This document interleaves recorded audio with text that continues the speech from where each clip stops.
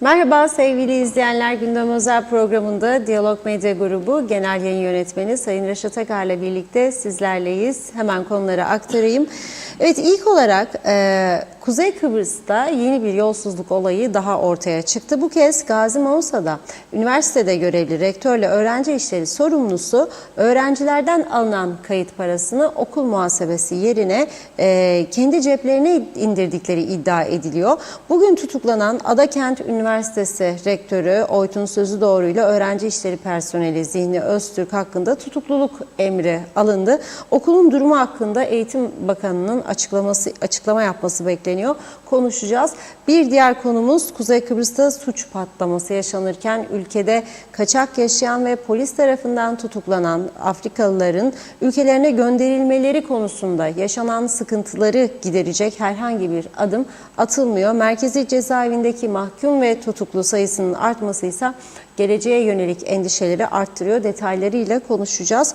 Sonrasında Sayıştay raporlarına göre suçlanan Kıbrıs Türk Elektrik Kurumu için yeni jeneratör alımları gündeme gelirken Elsen ortada büyük vurgunların olduğunu iddia ediyor. Yapılan açıklamada nüfus ve konut artışından dolayı Kıptek'e yatırım yapılmazsa elektrik kesintilerinin tekrar kabusa döneceği vurgulandı. Yine ayrıntılarıyla ele alacağız. Son olarak da Türkiye'nin 100. kuruluş yıl dönümü Türkiye'nin yanı sıra Kuzey Kıbrıs Türk Cumhuriyeti'nde de törenlerle kutlanacak. Lefkoşa'da resmi geçidin yer alacağı Doktor Fazıl Küçük Bulvarı'nda herhangi bir düzenlemenin yapılmadığı ve yolun kötü durumda olması büyük üzüntü yaratıyor. Tören bölgesindeki video çekimini sizlerle paylaşacağız. Ayrıca Kıbrıslı Türk sanatçı Rüya Taner'in 100. yıl için bestelediği marşı da yayınlayacağız.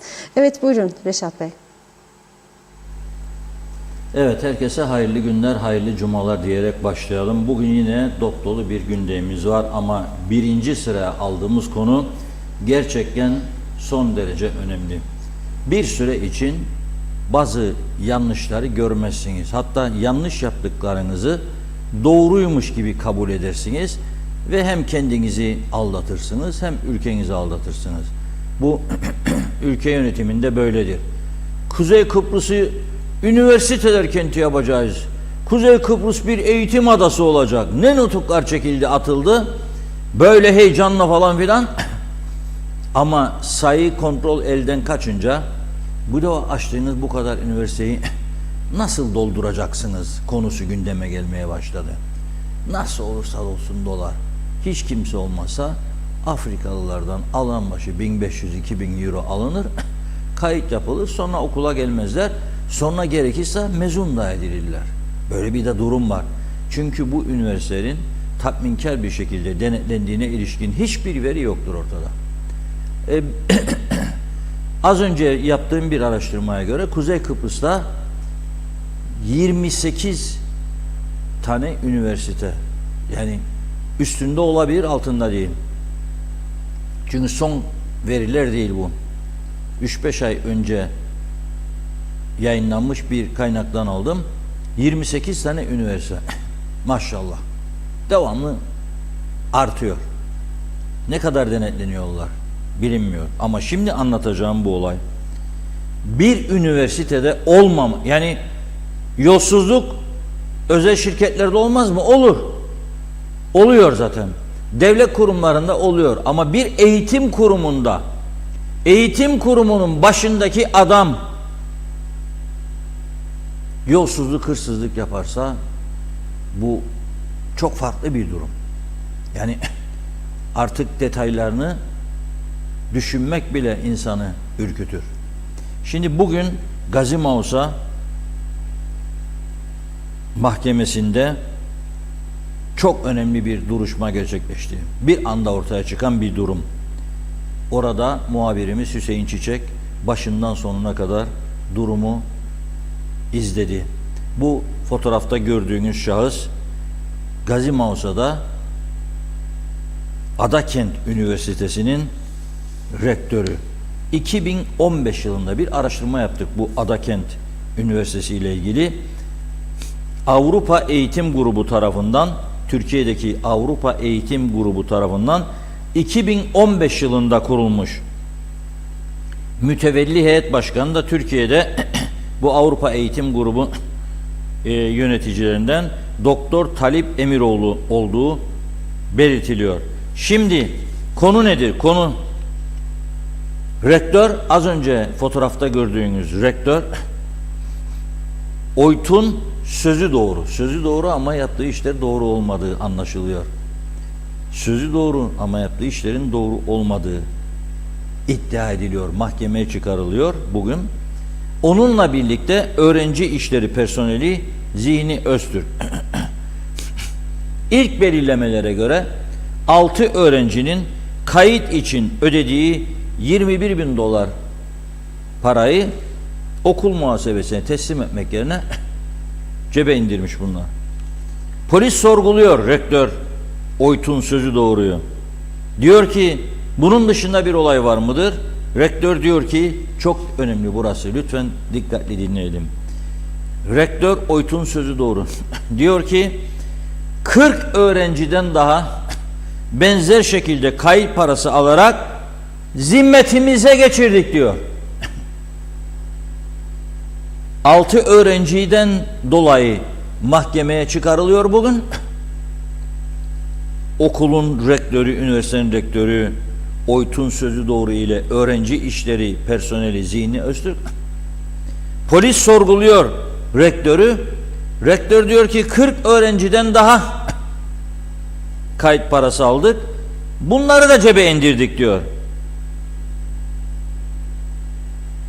Bu olayla ilgili görevlendirilen araştırma memuru polis Arif Toroslu bugün mahkeme huzurunda diyor ki Adakent Üniversitesi'nde rektör olarak görev yapan OYTU'nun sözü doğru ile üniversitede öğrenci işlerine görevli Zihni Öztürk, üniversite 2023 yılında yani bu yıl kayıt yaptıran 6 öğrenciden 3.500'er dolar toplamda 20.000 dolar aldıkları kayıp paralarını muhasebeye yatırmayarak şirkat ettiklerini söylüyor.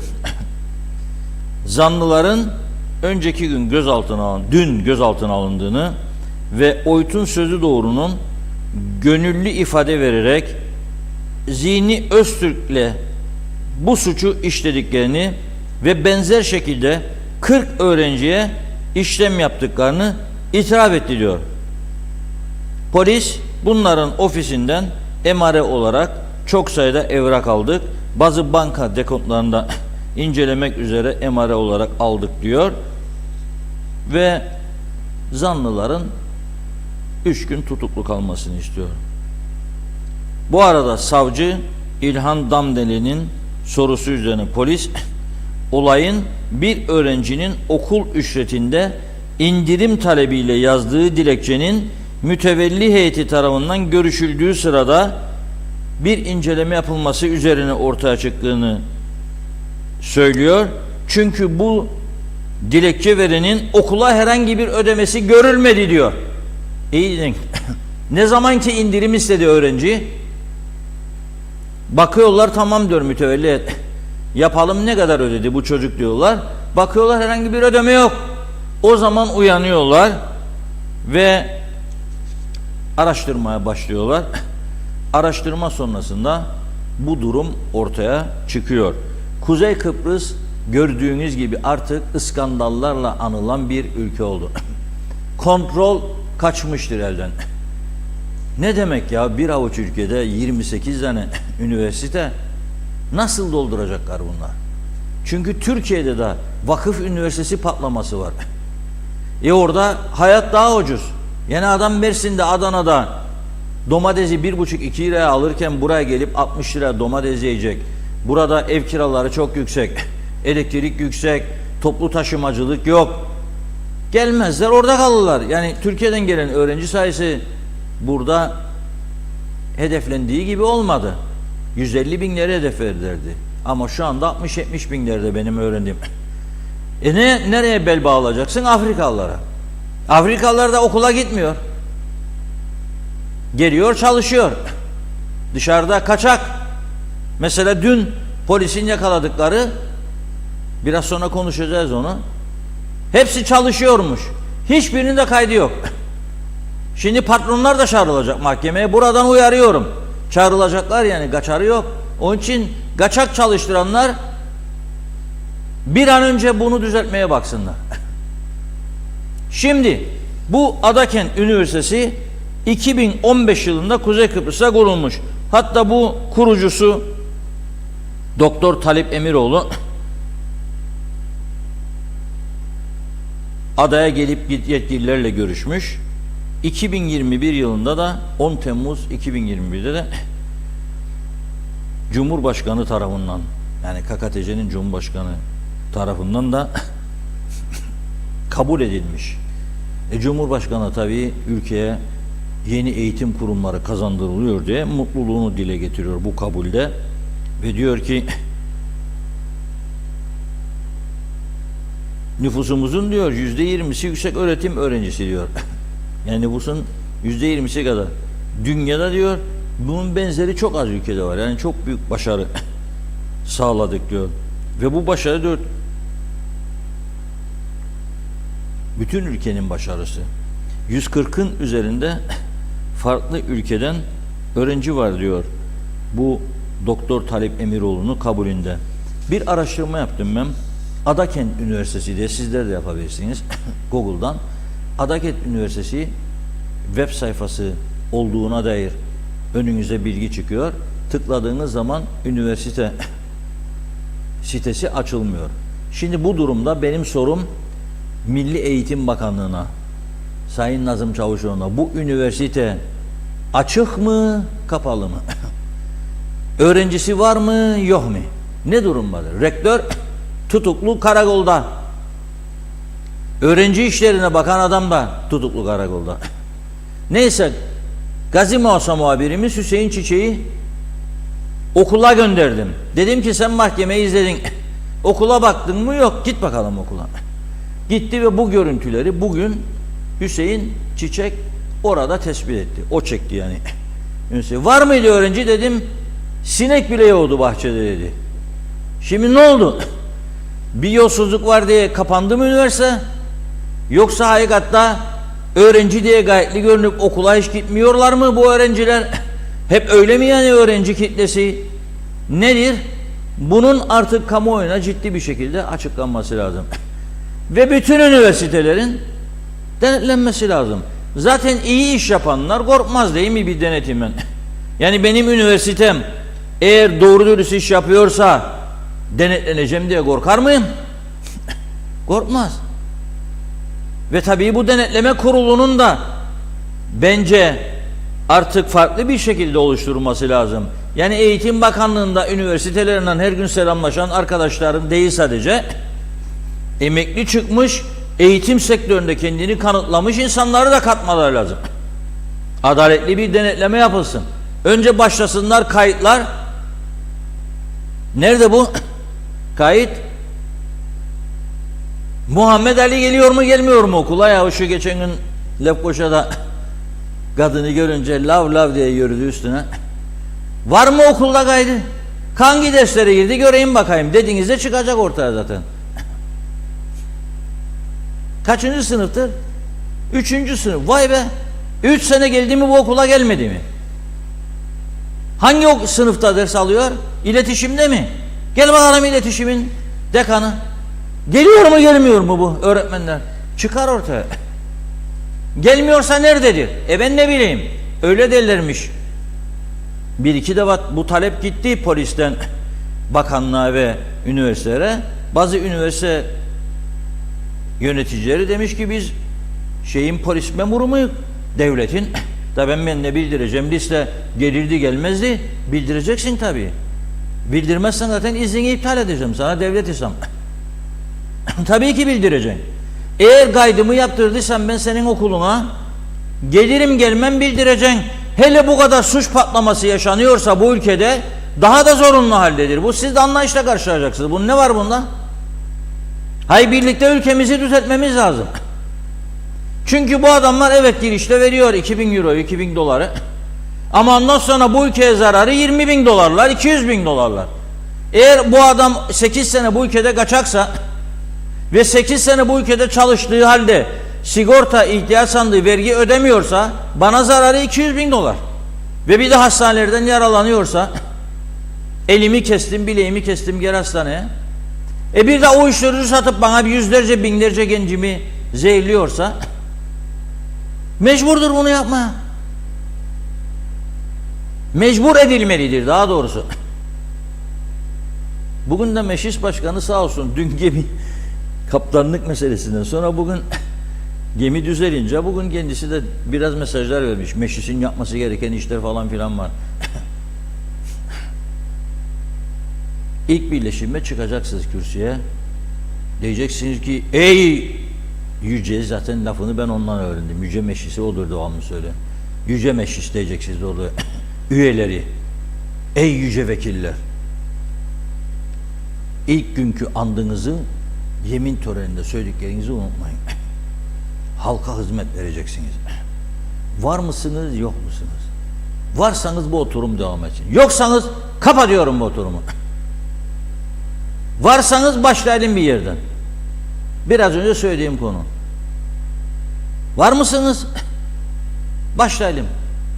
Ben parti grubu, parti meclisi, MYK falan toplayacağım falan. Hiçbir şey olmaz arkadaş. Hiçbir şey olmaz. Bakın büyük şirketlerde oluyor bu yolsuzluklar. 2 gün gündeme getirdim. Bugün de söyleyeyim. 2 yıl öncesine kadar GSM operatörlerinden Telsim'in muteber adamlarından biriydi Ergün Hergül. Müdür yardımcısıydı. Telsim muteber bir şirket. Şimdi geldi size ben müdür yardımcısıyım deyip bir de kartvizit attım önüne, Allah dersiniz siz. Yani bankadan geldi mesela kredi çekecek. Bankacı ne der? Muteber bir adam. Ama 11 milyon tokatlamış SMS paralarından. Şimdi dün yeni duruşma yapıldı. Araştırma, soruşturma derinleşince çıktı 13 milyona. 2 milyon daha arttı. SMS gelirleri. 13 milyon.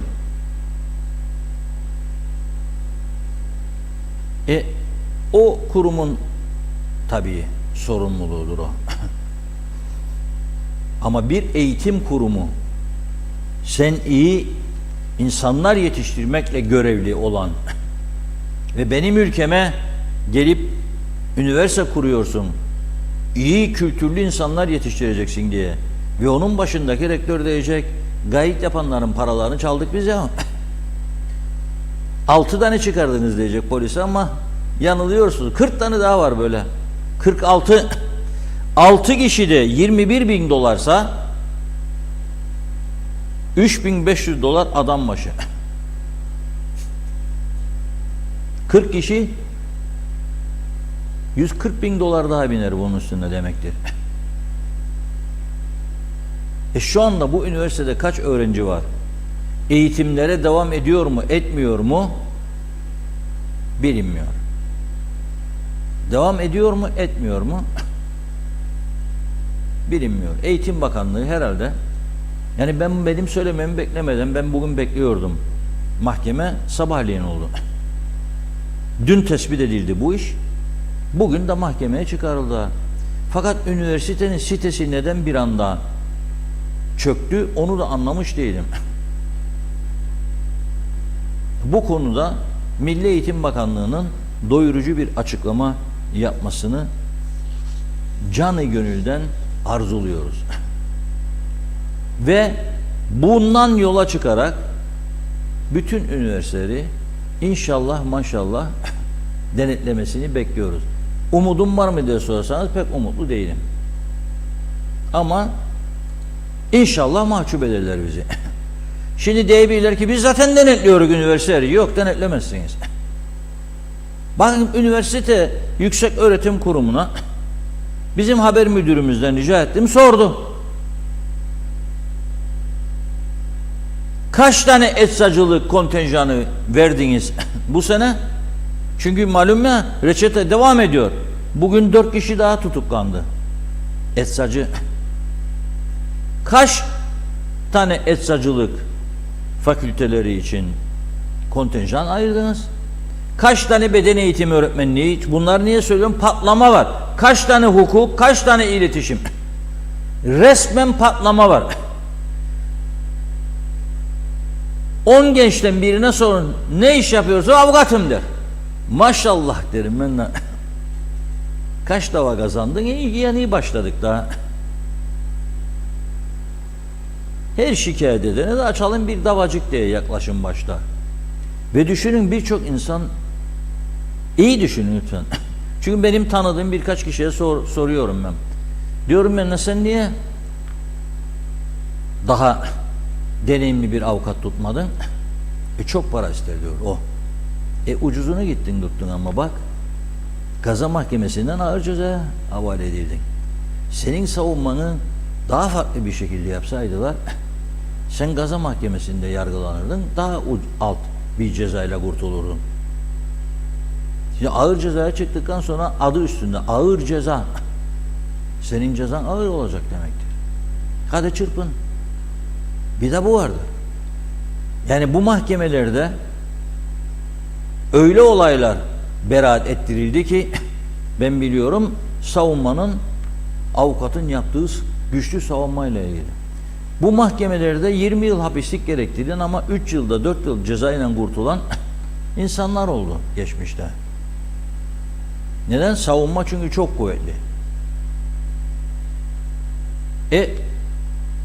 Eğitim Bakanlığı, Yükseköğretim Müdürlüğü bizim arkadaşımıza dedi ki vallahi biz üniversitelerin kaç tane eczacı, kaç tane hukuk, kaç tane beden eğitimi, kaç tane iletişim kontenjan olduğunu bilmiyoruz.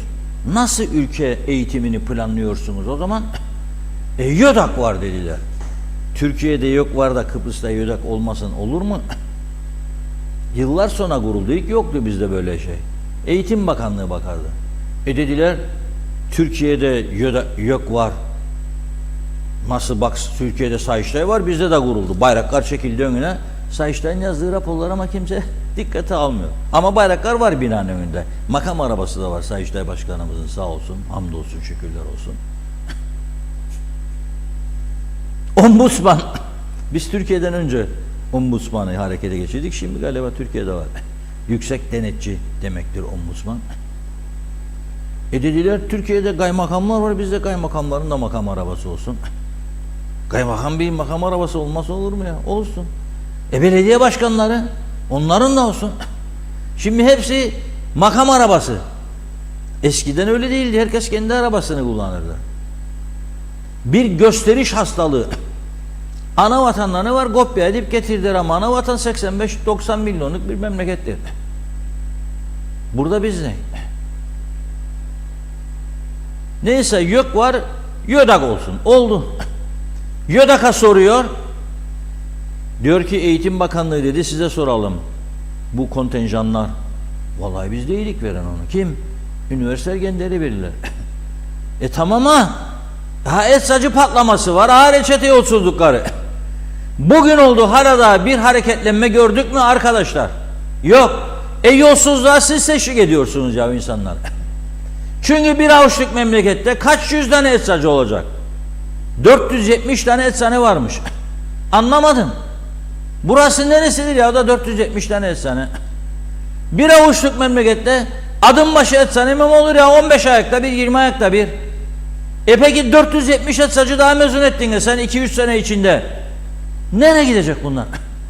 O zaman küçük bir köyde, nüfusu 265 olan bir köyde bir eczane varken şimdi 2 eczane olacak. Nasıl geçinecekler bunlar? Bütün köyde her gün hasta değil ya.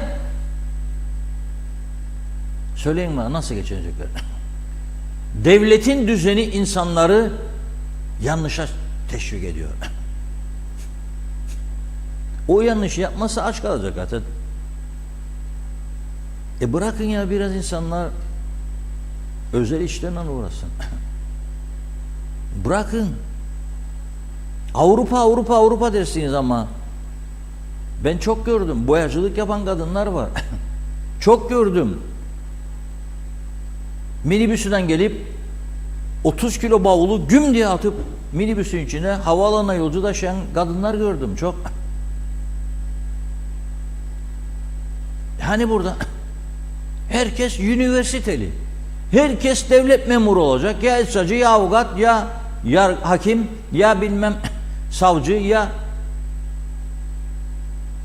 Olmaz ya. Yani küçücük bir ülke. İşte bunun sebebi kötü çökmüş siyasettir arkadaş. Her milletvekili olan bakan olmak için kavga veriyor mu bu ülkede? 24 kişilik iktidar partisinden sadece 7 kişi kaldı mı bakan olman? Ben buna bakarım. Orası nasılsa örnek, toplumda ona göre kendini yönlendirir. Orası kötü örnekse, bunlar bunu yapar da biz yaparsak ne olacak diye insanlar bu şekilde yolunu şaşırır.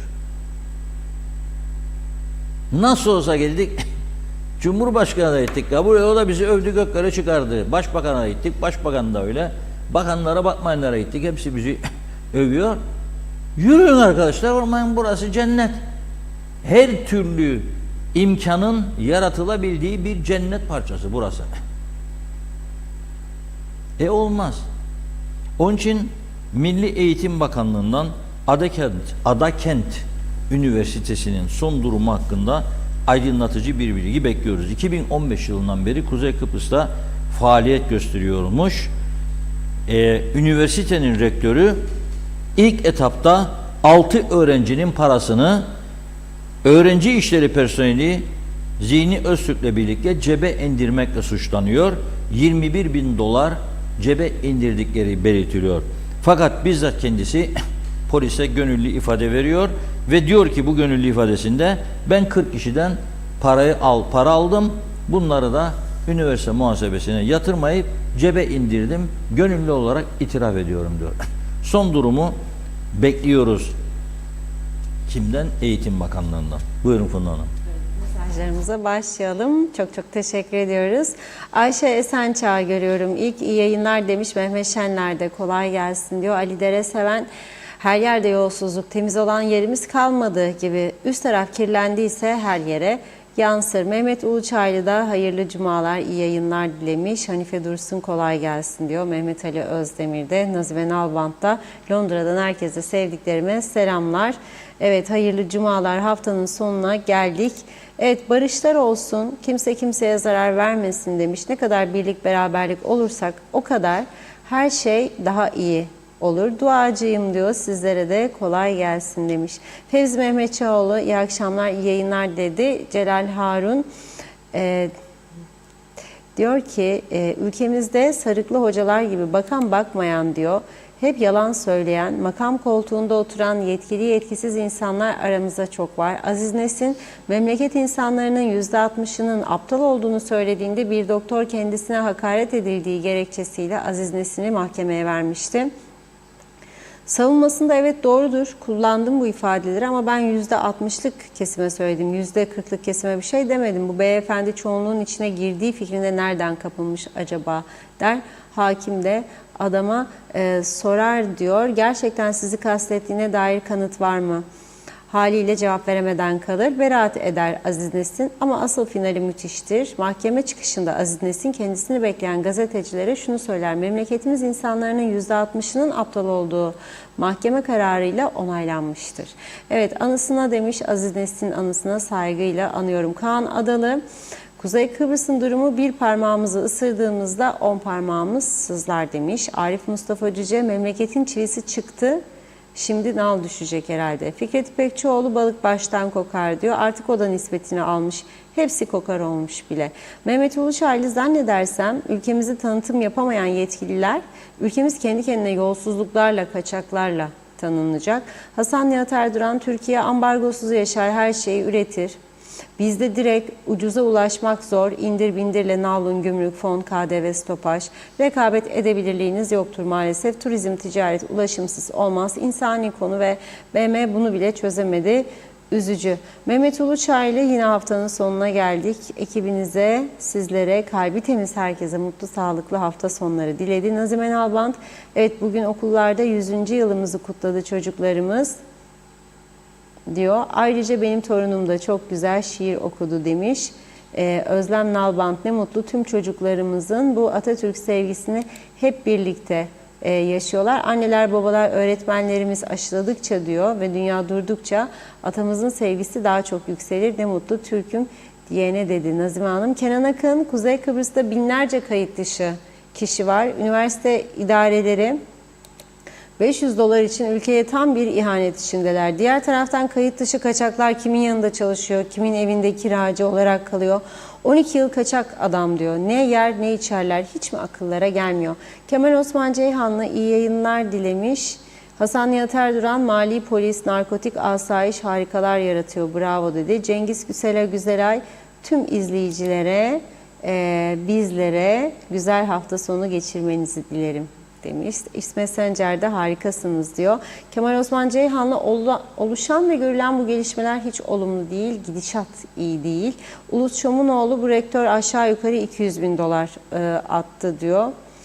Ali Sanatkar, Harnıp işi ne olacak demiş. Kenan Akın, maalesef niyet yok. Kaçak işçi çalıştıran işverenler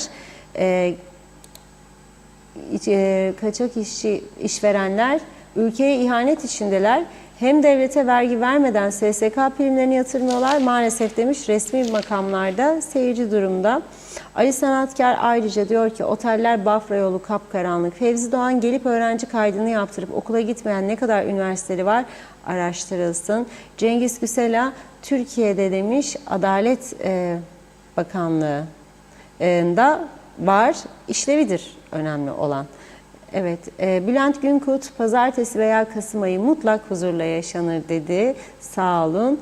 Evet, Ali Sanatkar, toplu taşımacılık yok demiş. Nazım Basmacı, Kıbrıs kapısız bir eve benzer. Gerçek bir devlet olsaydı bunlar yaşanmazdı dedi. Halil Hasan, her gün izliyorum Londra'dan, bravo yazmış. Arzu Mucize, doğru haber, doğru adres, iyi yayınlar diledi o da. Ali Dereseven, yanı başımız ateş çemberi, bu ateş her an bize sarabilir. Savaş durumunda halkımız diyor, çoluk çocuğumuz nerede korunacak, ne yapmaları gerekecek? Tek bir uyarı dahi yok dedi. Sayar Aker, 100 yıl Cumhuriyet kutlu olsun diyor, gerisi yalan dolan demiş. Bir mesaj daha okuyup ara verelim. Hasan Nihat Erduran, Filistin konusu bizi iki devletliliğe ikna etti sanırım. Siyasilerden birlik, beraberlik bekler halk. Hiç olmazsa 63 işgal ve istilasına dik durup ambargolara karşı dirensinler beraber diyor. Bakıyorum şimdilik tamamladık gibi. Teşekkürler. Buyurun. Evet. Şimdi üniversitelere kayıt yaptıran, gelmezden önce daha doğrusu, ama ondan sonra adaya vardıktan sonra üniversiteye hiç gitmeyen, yolunuz dahi bilmeyen binlerce yabancı var bu ülkede. Polis bunları sadece asayiş ve trafik denetimleri sırasında ortaya çıkarabiliyor. Polisin elinde evleri arayacak bir yetki yok. Yürürlükteki yasalara göre mahkeme emri olmadan hiç kimsenin evi aranamaz. Onun için apartman sakinleri dese de benim üstümde 20 tane Nijeryalı var, gürültü yapıyorlar. 100.000 kişilik polis ordusu olsa zaten yetişmez, hepsine gidip baksan. Hiçbir netice alamazsınız. Bu işin yegane yolu kayıt yaptırdığı üniversitenin her ay muntazam bir şekilde Eğitim Bakanlığı'na, Muhaciret Dairesi'ne rapor vermesidir. Ekte isimleri yazılı öğrencilerin devamsızlığı görülmüştür. Bilgilerinize arz olunur. Onlar da alır bu listeyi, mahkeme emriyle düşer peşlerine, bir bir yakalar, ne yapar? Koyar gemiye ya da uçağa gönderir. Tabii gemiye veya uçağa koyabilmek için örtülü ödeneklerin kaldırılması, siyasi partilere yardımların durdurulması, yurt dışı gezilerde harcanan paraların durdurulması 5.000 tane resmi hizmet aracının satılması ve ondan elde edecek gelirlerin buraya kanalize edilmesi lazım. Bu söylediklerimi yapsalar bunların hepsini gönderirler kaçakların. Aynı zamanda para artırırlar ve yollarımızda can güvenliği sağlarlar. Tamir ederler yolları. Ama yapmıyorlar. Özellikle hesap sorma meselesinde bu kaçaklarla ilgili bir sıkıntıları olduğunu anlıyorum ben. Yıllardır böyledir. Çünkü devamlı gidip birlikte kurdele kestikleri insanların üniversiteden nasıl isteyecekler bu benim söylediklerimi ya da nasıl talep edecekler? Yani siz Joe Biden'ın gidip üniversite sergilerinin kurdelesini kestiğini duydunuz mu hiç ya? Ya da Yunanistan Başbakanı Mitsotakis'in. Yok. Duyamazsınız böyle bir şey. Bu sadece Forever TRNC'de vardır bu. Bizim Gıçatçık'ta bir kuaför salonu açıyor. Beklerik gelesinden kurdeleyi sen kesesin derler. Geleceğim vallahi billahi der. Bırakır işi gücü gider keser kurdeleyi. Ve ülkemize vatanımıza hayırlı uğurlu olsun. Her yatırım bu ülkenin bilmem nesidir der. Tabii kuaför dükkanına yatırım. O ayrı mesele. Saç makinesi aldıysa falan yatırımdır. Ben yadırgadığımdan değil. Bütün kuaförleri de severim, sayarım. Saygım var her meslek dalına. Ama söylemek istediğim siyasetin işi bu değil. Sizin işiniz ülkenin bu ortaya çıkan gerçekleri karşısında önlem almaktır, işraat yapmaktır, ülkeyi temizlemektir, düzeltmektir. Yoksa iddia ediyorum her zamanki gibi bu ülke 2 yıl içerisinde cennet olur. 2 yıl içerisinde cennet olur. Ama ilk etapta bir nüfusun yarısı belki fazlası küsecek, gücenecek, eleştirecek, sövecek, sayacak. Allah 2 kulak verdi. Birinden girecek, birinden çıkacak. No problem. Ve bir ömür biçeceksiniz kendinize. Bir dönem varım siyasette veya 2 dönem. Dolayısıyla hele 2. dönemdeysem istersen bana hiç oy verme deyip yürüyeceksin işlere. Şimdi dün Alayköy Sanayi Bölgesi'nde 5'i Pakistanlı, biri Bangladeşli, biri Nijeryalı 7 kişi tutmuşlar. Fotoğrafları var, gelecek şimdi arkadaşlar getirecek. Bugün Diyalog Gazetesi'nde de var. 4. sayfada. 1'de de var. Şimdi polis diyor ki bunların bir tanesi 79 gün. Bir tanesi diyor 118 gün. Bir tanesi 1016 gün. Aman Allah'ım. 3 yıldır kaçakmış memlekette kimse bilmez. Bir tane var Okvuba Nijeryalı 537 gün.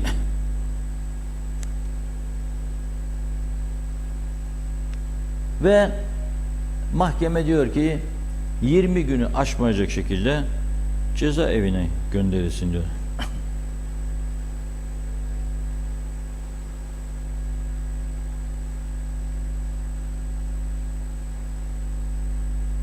Mahkeme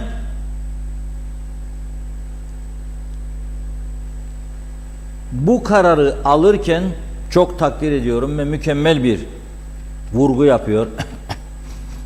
Duruşmanın sonunda bu zanlıların diyor kaçak olarak çalıştığı iş yerleri ile ilgili soruşturma istiyorum diyor polise ve 14 gün içinde huzuruma sunulacak diyor yargıç. Orada çalışıyorlar. Hangi firmada? Hangi şirkette? Hangi atelyede? 14 gün içinde diyor. Çünkü 20 gün sonra bunları yargılayacak. Bana diyor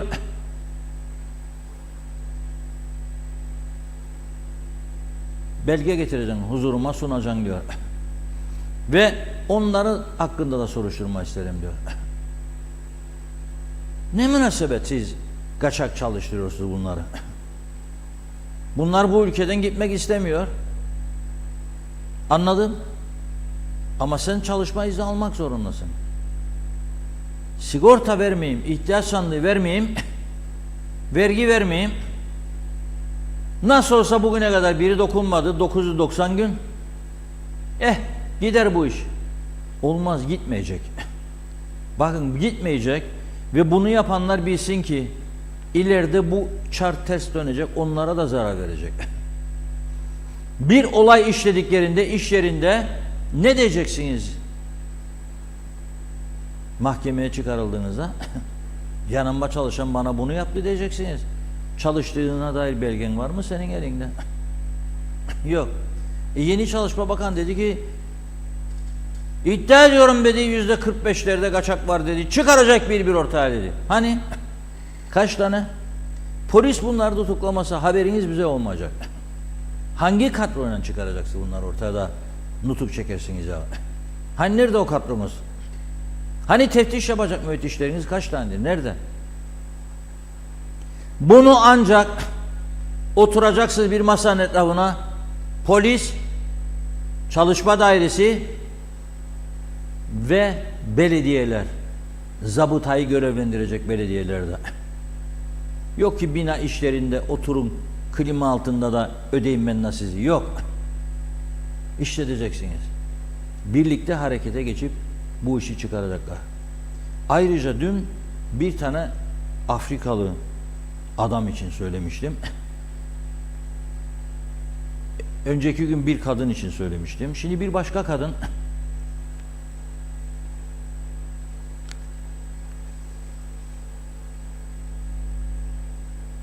Nijeryalı. O da 2022 tarihinden beri gördüğünüz gibi kılığından belli zaten hamileymiş. Ülkede kaçak yaşarmış. Lefkoşa Adli Şube bunu ortaya çıkardı. Kadın diyor ki polise ben hamileyim diyor üstelik. Beni cezaevine göndermeyin diyor. Suçum sadece kaçak olmaktır. Ben biletimi keseyim, memleketime gönderin beni. Yapılması gereken budur. Cezaevi patladı arkadaş. 1000'in üstüne çıktı dünkü rakamlarla birlikte. Yer yok. Yer yok. Ve siz orada azılı katiller de olabilir veya büyük uyuşturucu kaçakçısı olabilir. 4 paket çip çalan da olabilir. Hepsini harmanladınız. Yer yok. Hay diğer mahkumlara da siz yanlış yapmış oluyorsunuz. 10 kişilik koğuşa 14 kişi koyduğunda onları da daha zor koşullarda tutuyorsunuz demektir orada. Onlar için de yazık. Yani bunu kim yapacak? Yüce Meclis bir yasa değiştirecek. Diyecek ki suç işlemediyse, suçu sadece kaçak olmaksa bu ülkede parasını isteyerek kendinden bile parasını deport edeceksin. Parası yoksa ve bundan emin isen ki yoktur para, o zaman satacaksın 3 tane 5 tane reha, o paralarla bunları uçuracaksın, gidecek veya gemiye koyup göndereceksin. Başka çare yok. Şimdi bu hamile kadın istiyor madem ki anladı bu ülkenin de halini. Bırak gitsin. Cezaevi patladı.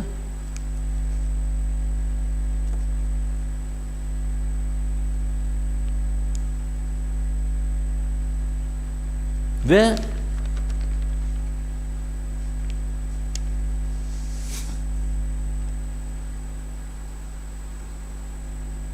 bugün de varmış, arkadaşlarım not gönderdi. Kaçak tutuklananlar. Tabii yarın cumartesi pazar denetimlerde de çıkacak ortaya. Sayı sürekli artacak. Bir okurumuz yazıyor bugün. Diyor ki ben Kıbrıs'ın eski zamanını bilirim diyor. Eskiden diyor cezaevinde hafif suç işleyenleri tamir tadilat işlerinde görevlendirirlerdi diyor. Mesela şu anda da hafif suçlu olanlar cezaevinde mahkum, Cumhurbaşkanlığı sarayında bahçe temizliği, mıntıka temizliği yapanlar vardır diyor. Doğrudur, ben de gördüm. 4 tane çift çalmıştır. Ne bileyim, elindeki tarlayı aldılar diye kızdı. Başkasına verdiler. 2 tane ağacı yaktı.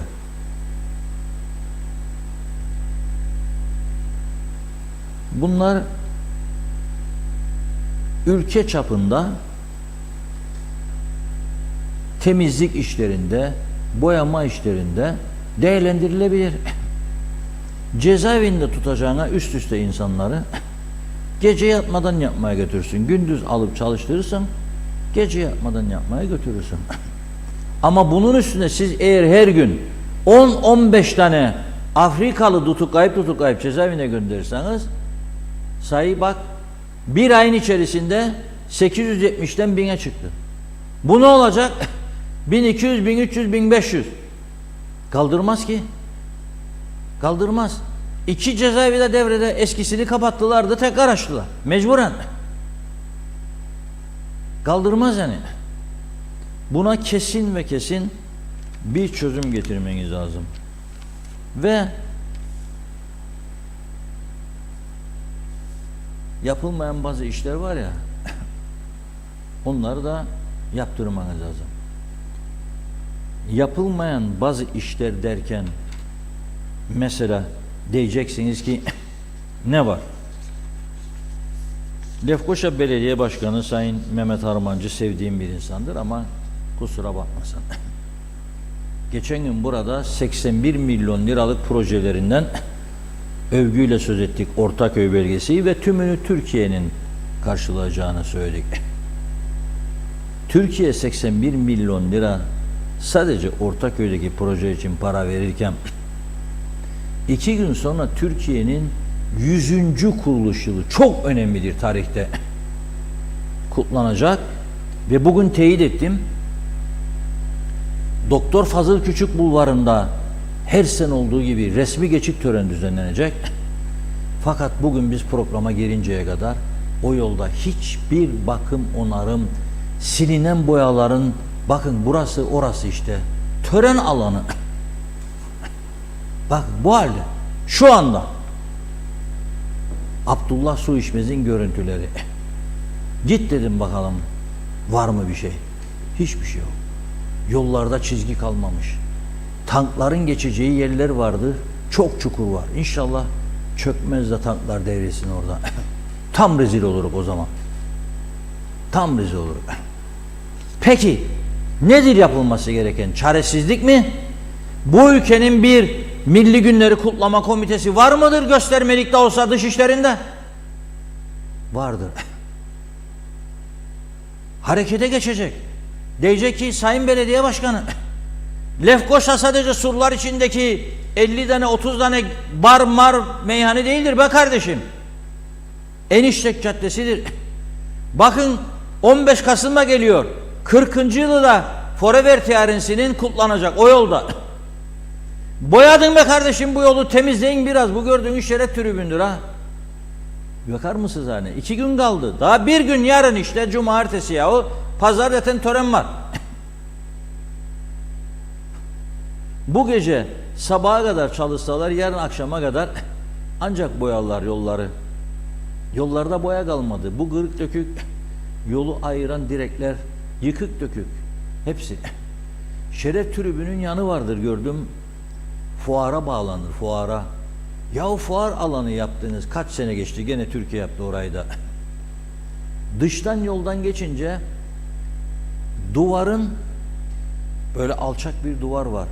Ne kadar çöktüğünü, oyulduğunu, aradan kedi köpeklerin girip gelmeye başladığını görebiliyoruz.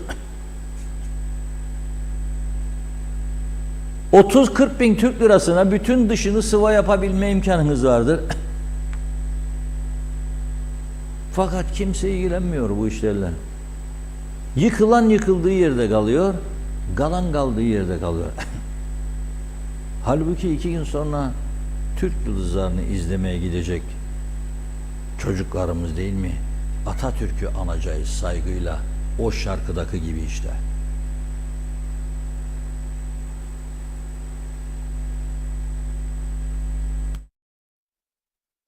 Senden daha güzel kimseyi tanımadım ben. Kimseye de bakmadım, aklımdan geçer. Kimseyi tanımadım ben.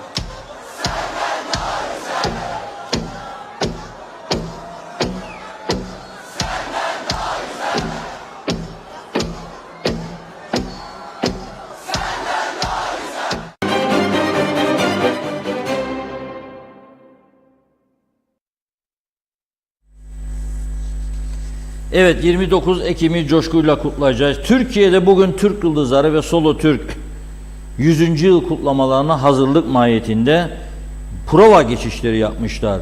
İstanbul Boğazı semalarında uçmuşlar. Ayasofya, Kebir Camii, Şerifli ve Sultanahmet Camisi ile 15 Temmuz Şehitler Fatih Sultan Mehmet veya Sultan Köprülerinin üzerinden uçuşlar yapmışlar. Arkadaşlara demiştim bir baksınlar, bulurlarsa inşallah maşallah buldular. Bu bugünkü gösteriler. Kısmet olursa pazar günü Yavru Vatan Kuzey Kıbrıs'taki kutlamalar esnasında da Türk Yıldızları geçiş yapacak. Ve aynı zamanda ünlü piyanistimiz Rüya Taner, Cumhuriyet'in 100. yılı için bestelediği 100. yıl marşının premieri Türkiye'nin Lefkoşa Büyükelçiliği'nde 29 Ekim'de yapılacak. Sözlerini Osman Güvenir'in yazdığı 100. yıl marşını Cumhurbaşkanlığı Özel Sanat Danışma sunacak diyor. Bu 100. yıl marşının bestesini Rüya Taner Hanım yapmış. Sözleri Osman Güvenir'e ait. Seslendiren ise tenor Umut Can Ertem. Lefkoşa Büyükelçiliği'nde yapacak premierin ardından sosyal medyada ve müzik kanallarında dinlenebilecek diyor. Ama bize bunu bir çok yakını gönderdi Rüya Hanım'ın. Dolayısıyla biz bunu buradan yayınlamayı bir görebiliyoruz. Anadolu Ajansı muhabirine yaptığı açıklamada demiş ki bu marş büyük Türk milletine yavru vatan Kuzey Kıbrıs Türk Cumhuriyeti'nin sanatçıları olarak armağanımızdır diyor kendisi. İzliyoruz Rüya Taner'in bestesini.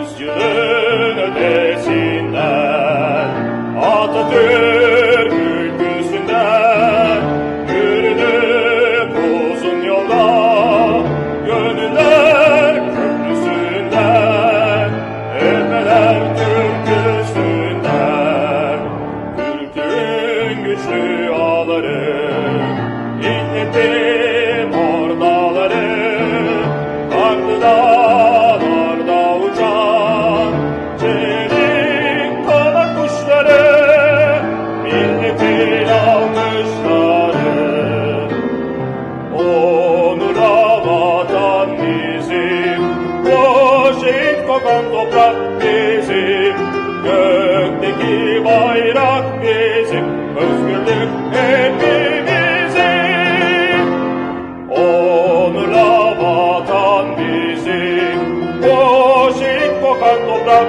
bizim gökteki bayrak bizim özgürlük hepimizin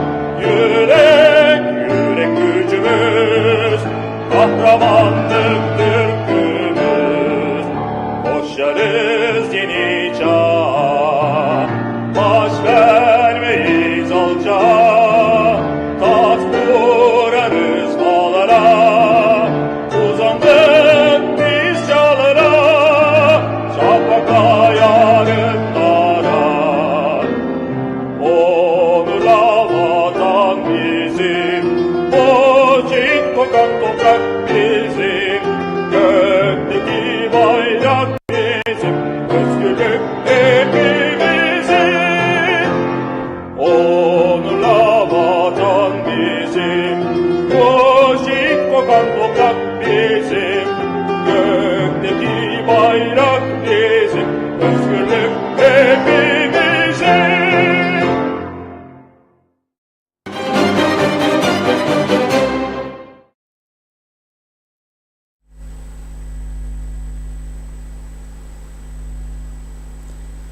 Evet, güzel bir beste çıktı ortaya. Türkiye'ye armağan olsun, yavru vatan Kuzey Kıbrıs'tan. Bağımsızlık şarkısı vardı, onun sözlerinde ben yazmıştım. Ama şarkıyı bulamıyoruz tabii, sözler durur da bestesini bulamıyoruz. Şimdi tabii 100. yılı Türkiye'nin kutlayacağı şanla şerefle. Sonra 40. yılı kutlayacağız ama bu ülkenin ciddi eksikleri var, bu küçücük Kıbrıs'ın sorunları var. En büyük olaylardan biri nedir biliyor musunuz? Elektrik. Bugün hem turizm adası hem eğitim adası diyoruz. 5 saat süreyle bütün Girne'den Laplı'ya kadar elektrik yoktu. Tabii bazıları elektriksizlik nedeniyle tasarruf ettiğini düşünebilir. Dışarı çıktı, yürüdü, evde oturmadı, televizyon görmedi falan ama hayat değil. İş yerleri jeneratörlere yüklenmek zorunda kaldı. Şimdi bu KıPTEK'in, yani Kıbrıs Türk Elektrik Kurumu'nun gerçekten ciddi bir şekilde ele alınması lazım. Madem ki her seçim dönemi diyorsunuz ki özerkleşecek, özelleştirmeye herkes karşı. Bu elektrik kurumu 20 yıl önce özelleşseydi bugün havada uçacaktı.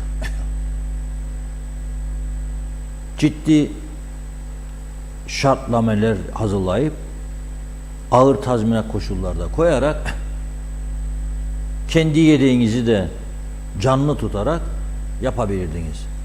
Bunlar son 20 yıldır devamlı her seçim arifesinde sağ partilerde, sol partilerde özelleşme. Neymiş bu? Elektrik sağlayıcısı, üreticisi devlet, tahsilatçı da özel. Özel tahsilatçı yapmaz bu işi. Yapmadılar da, kabul etmediler. Şimdi bu kesintileri ne için yapıyorlar? Bakım onarım adı altında 5 saat. Bu kesintilerin ana nedeni üretim kapasitesi ihtiyacı karşılayamıyor arkadaşlar. Neden? Çünkü sürekli inşaat patlaması var bu ülkede. Nüfus artıyor fakat elektrik üretimi yerinde sayıyor. Hatta geriliyor. Neden? Çünkü cihazlar elektrik kurumunun KıPTEK'in Teknecik'teki jeneratörleri bakımsızlık, onarımsızlık, yedek parça eksiklikleri yüzünden %100 kapasiteyle üretim yapamıyor. Sürekli arıza. O yüzden de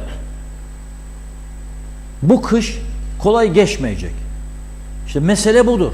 Yani devlet kurduk, bayrak çektik, sonsuza dek yaşayacak diyor KKTC için söylüyorum ama bu devleti yaşatabilmek için ekonomikman ayakta tutman lazım.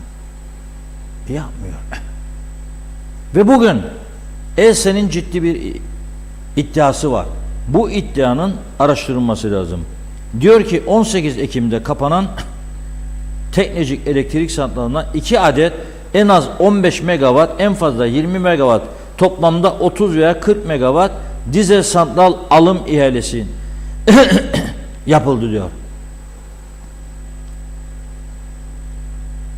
Bu ihaleye katılacak firmaların diyor keşif bedeli 33 milyon euroyu az bularak artırılmasını talep ettiklerini açıklıyor. 33 milyon euro azdır, artırın diyor. Halbuki diyor biz diyor bu iki jeneratör için anahtar teslim maliyet teklif aldık diyor. 26 ile 28 milyon euro civarındadır. Arada diyor 5 ile 7 milyon euro fark var. Ve buna rağmen yetmez daha da artırın diyorlar diyor. Dolayısıyla siz diyor yani bu bir iki şirkete mi peşkeş çekiyorsunuz? bu ülkenin kaynaklarını diye şikayet ediliyor. Dolayısıyla bu araştırılması gereken çok önemli bir konudur. Yani eğer 26 veya 28 milyon euroya anahtar teslim getirilip bu jeneratörler çalıştırılabilecek durumdaysa burada ve siz 33 milyon euroya ihaleye çıkıyorsunuz, arada 5 ile 7 milyon euro fark var ve buna rağmen azdır bu para, daha da artıralım. 40 yapın arkadaş, 12 milyon euro fazladan olmaz. Ama bu arada tabii ciddi bir problem daha var. O ciddi problem nedir? Ciddi problem, bu iki jeneratör kaç ayda kurulacak? Kurulsa bile bizim elektrik ihtiyacımızın devam edeceği gerçeğidir. Ben bunu görüyorum. Çünkü devamlı yapılıyor. Zaten önümüzdeki hafta size ülkeye akışlarla ilgili de bir takım bilgiler verme imkanımız olacak. Sen artırıyorsan nüfusu, yeni konut inşaatları falan filan hepsine elektrik bağlıyorsan elektrik üretimini de artırmak zorundasın. Aksi halde mevcutlar zaten sıkıntı çekiyor, daha da sıkıntı çekecek. Yeni gelenler de sıkıntı çekecek. Yani bu iş bu şekilde olmayacak demek istiyorum. Buyurun Funda Hanım. Kaldığımız yerden devam edelim. Mustafa Özcan'ın mesajıydı. İyi yayınlar, hayırlı cumalar yazdı. Seldal Bozyiğitbaşı da iyi yayınlar diliyor. Mehmet İnancı da. Evet, Celal Bozdemir, sizlere, ekibinize iyi yayınlar. Türkiye Cumhuriyetimizin 100. yılı kutlu olsun. Sonsuza dek yaşamasını temenni ederim. Barış dolu yıllar dilerim demiş. Halil Olur, iyi yayınlar. Reşat Bey, ne olacak memleket? Hüseyin Koltan'da doğru gerçek haberin adresi. Cumhuriyetimizin 100. yılı kutlu olsun. Saygı sevgilerimle, ağzınıza yüreğinize sağlık demiş. Temaya başta Londra'dan iyi yayınlar diliyor. Mehmet Kurtulmuş da hayırlı akşamlar, cumanız mübarek olsun. Arif Aktepe, yakında Afrikanlılar toplu halde olacak, biz kaçacağız diye kendileri teslim olacaklar. Pardon, doğru. Reşat Bey, yakında Afrikalılar toplu halde biz kaçağız diye kendileri teslim olacaklar. Beleş yemek ve yatı için olacak diyor. Mehmet İnancı, bravo Reşat Bey, A'dan Z'ye söylemler. Bir, eksiksiz hepsi doğru.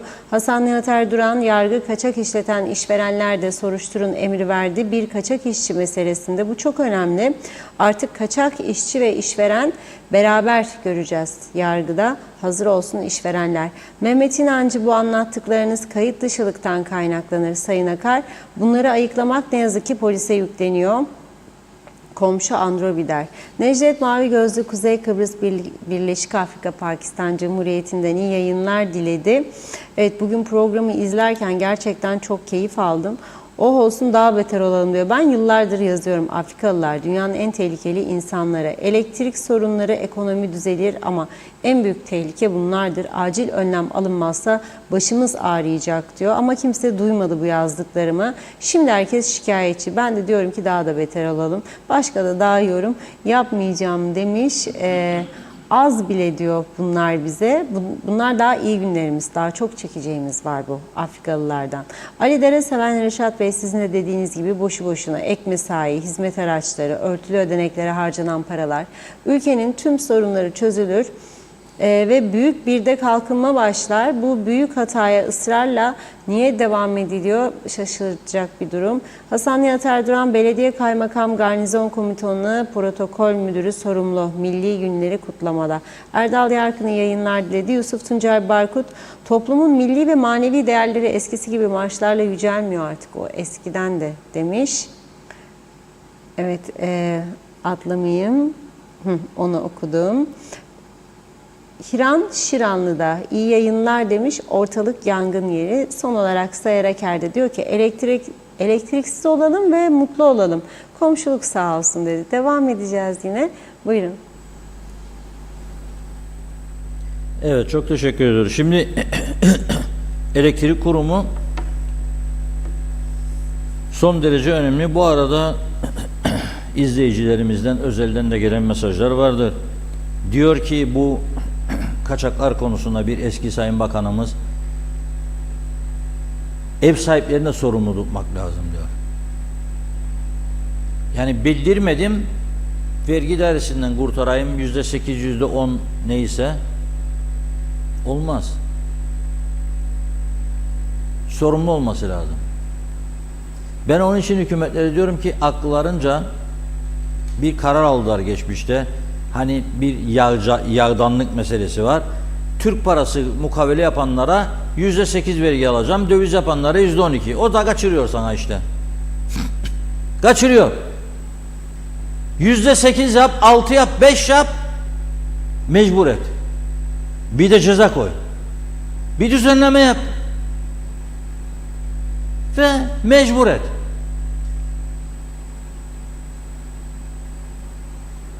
O ev mukavelesi olmadan çalışma izni çıkmayacak veya okul kaydı yapılmayacak. Bunu yapabiliyor musun, yapamıyor musun? Yapabiliyorsan bravo. Yapamazsan zaten sınıfta kaldın demek. Yapabiliyorsan yapman lazım. Çünkü o kadar bir suçlarda artışlar, cezaevindeki mahkum sayısının ve tutuklu sayısının 1000'in üzerine çıkması zaten gerçek durumu gösteriyor bize. Trafik kazalarındaki artışlar bize gerçek durumu gösteriyor. Bu kadar yüksek artış olmasına rağmen trafik kazalarında neden Kuzey Kıbrıs Türk Cumhuriyeti yetkilileri bu konuda önlem almıyor? Gerçekten anlamak zordur. Yani bugün yola çıkarken herkes korkuyorum diyorsa bunun çaresine bakmak zorundadırlar. Şimdi bir konumuz vardı. Uyuşturucuyla ilgili, bu suçlarla ilgili. Geçen gün bahsettim ve devamını veremedim bunun. Bugün Rum basınından tam da çok önemli bir haber geldi. Larnaka'da yapılan bir baskın sırasında 500 kilo sentetik uyuşturucu ele geçirmiş Rum polisi. Ve bu 500 kilo sentetik uyuşturucunun çok büyük kısmı kuzeye kaçırılıyor. Yani daha önce gelenler. Çünkü sentetik uyuşturucu en tehlikelisi, öldürücü ama en ucuzu olduğu için kuzeydeki özellikle dar ve sabit gelirli fakir gençler bunu kullanıyor. Sentetik uyuşturucu. 500 kilo. 10 binlerce genci yok edecek kadar. Şimdi bu Rum polisin bu ortaya çıkardığı durum sonrasında bizim polisin işi daha da zordur diyorum ben. Çünkü bunlar kara sınır kapılarından kolayca geçiriliyor. Polis ancak ihbar aldığı zaman kara sınır kapılarında birilerini bekliyor ve kontrol ediyor aracını ve ortaya çıkarıyor. Çünkü bu işi yapanların esas büyük patronların önemli bir kısmı güneyde yaşıyor. Ve burada yakaladıklarının o güneyde yaşayanlarla yazışmaları da cep telefonları denetim altına alındığında ortaya çıkıyor. O yüzden bugün bu haberi görünce Larnaka'da bu ortaya çıkan yeni durumu Kıbrıs Türk Polisi'nin de bu konuda daha ciddi tedbirler alması gerektiğini düşünüyorum. Resmen patlama var uyuşturucu ticaretinde ve kullanımında. Öyle bunun önüne televizyonda bizim konuşmalarımıza veya konferans düzenleyip 35 kişiyi karşımıza alıp 35 kişiye bunları dinletmekle bunun üstesinden gelmek mümkün değildir. Öyle düşünüyorum ve buna polisimizin daha fazla özen göstermesi gerektiği inancındayım. Şimdi saatimiz kaç oldu Funda Hanım? 6 oldu. Saatimiz 6'ya geldi. 18. 29 Ekim'de biliyorsunuz bir saatte geri alınacakmış saatler. Yani ona da hazırlık olalım. Geri alınıyor değil mi? Yoksa ileri mi alınıyor? Ben geri alınıyor diye biliyorum. İleri alınıyor. Hayır, geri alınıyor. Evet. Bir bahis koydum o zaman. İleri mi alınıyor, geri mi alınıyor? Siz yazınız. Bir bahis koyduk şimdi biz Funda Hanım'la. Bakalım ne olacak? Kim haklı çıkacak? Ben geri alınıyor diye hatırlıyorum. Biz varız diyor. Bu yol birlikte yürünecek diyor. Kim diyor bunu? CTP, Cumhuriyetçi Türk Partisi. Şimdi arkadaşlarımız Lefkoşa'nın Kuğulu Park yerinde bekliyorlar.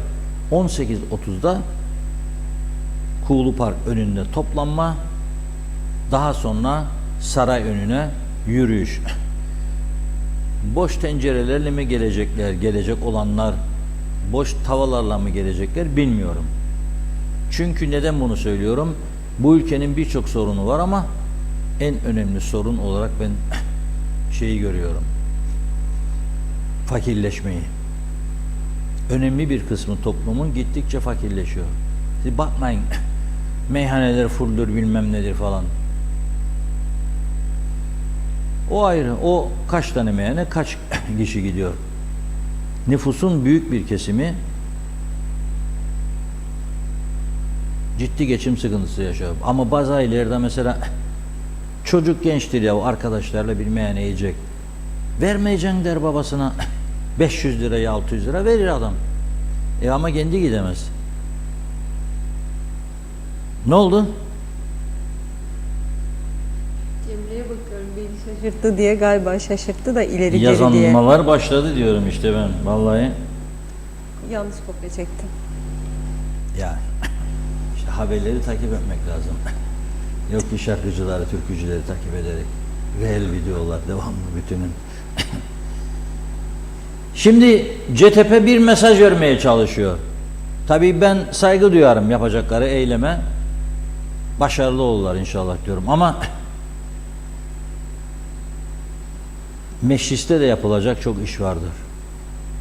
Yani orada bütün gün söylediklerimiz, devamlı her programda vurguladığımız gerçeklere bir baksalar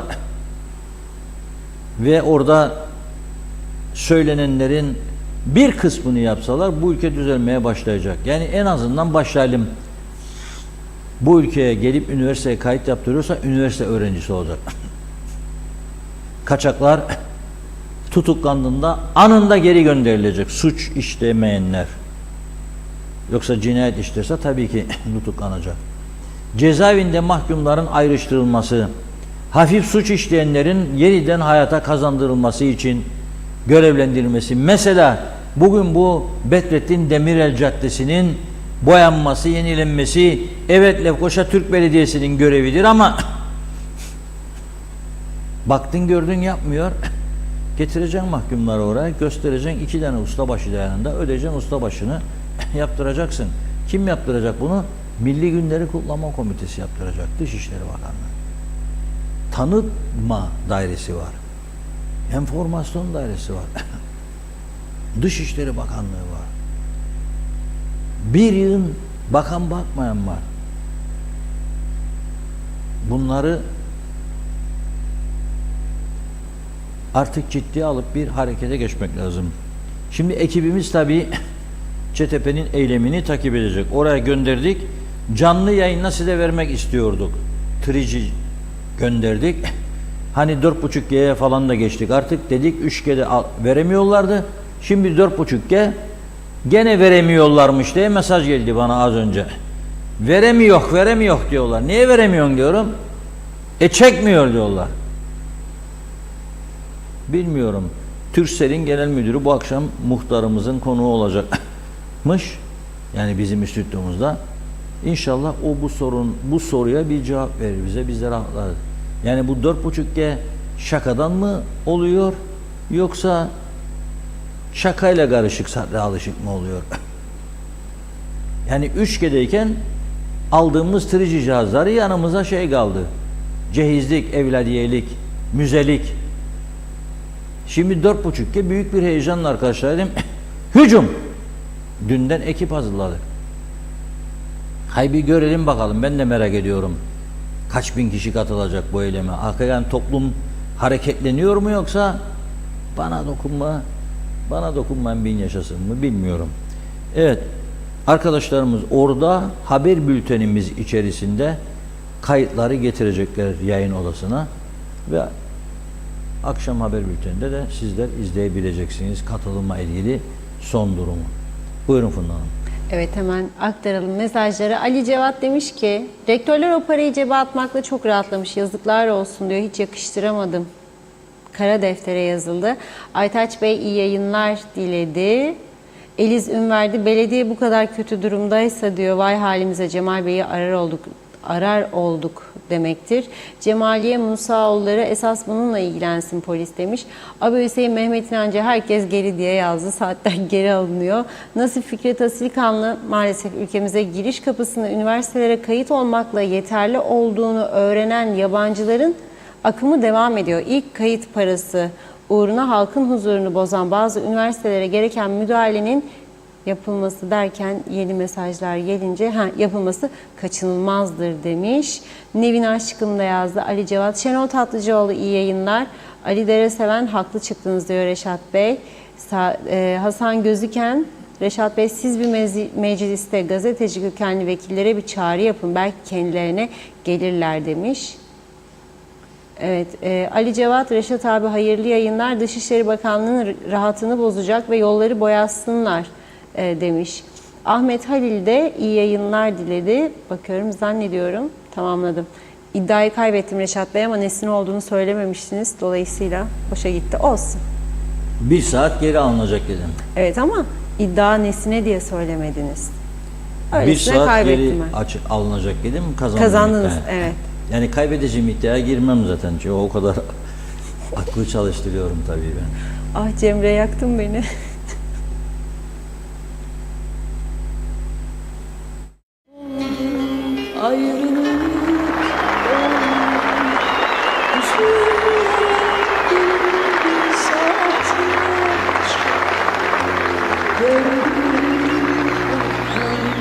İki damla yaş, ayrılıkta sevgiyle beraber. Bir şarkı, bir şiir gibi yaşadım canım acılar. Senden bana hatıra, şimdi sakladım sevgili keder.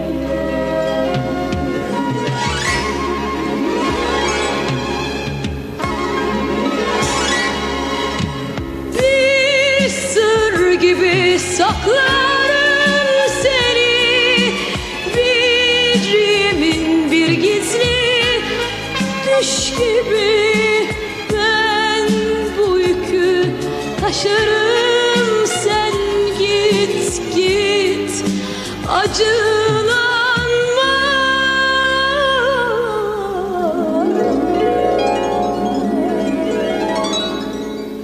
Sen ağlama,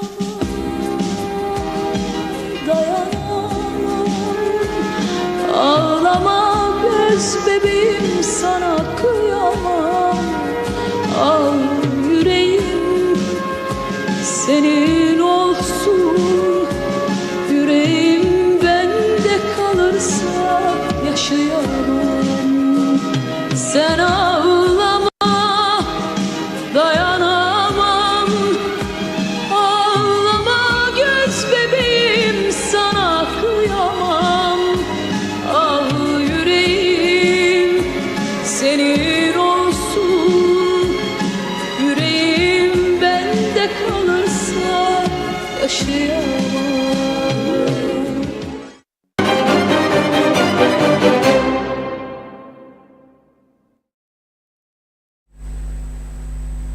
Evet, özelden bana çok sayıdan mesaj geldi. Şarkı yok mu bugün diye. Tabii marşı dinlettik diye. Şarkı iyi pazartesine bırakmayı düşünüyorduk. Ama böyle talepler gelince şarkısız olmaz diye Sezen Aksu'nun çok güzel bir şarkısını sizlere dinletmek istedik, dinlettik. Dolayısıyla bugünlük bu kadarla noktalıyoruz programımızı. Türkiye Cumhuriyeti'nin 100. kuruluş yıl dönümü hayırlı uğurlu olsun. Güzel kutlamalar olsun inşallah. Daha nice yüzyıllar Türkiye Cumhuriyeti'ne. Kuzey Kıbrıs Türk Cumhuriyeti aynı heyecanla 29 Ekim Pazar günü kutlamalar yapacak. Bizler de buradan o kutlamaları, törenleri yayınlayacağız. Bu vesileyle Ulu Önder Atatürk'ü de saygıyla, rahmetle anıyoruz buradan ve sizlere de veda ediyoruz. Pazartesi inşallah güzel konularla birlikte oluruz. Evet, çok çok teşekkür ediyoruz ve tamamlıyoruz sevgili izleyenler. Ben de Cumhuriyet Bayramımızı en içten en samimi duygularımla kutluyorum. Yeniden görüşünceye dek hoşça kalın.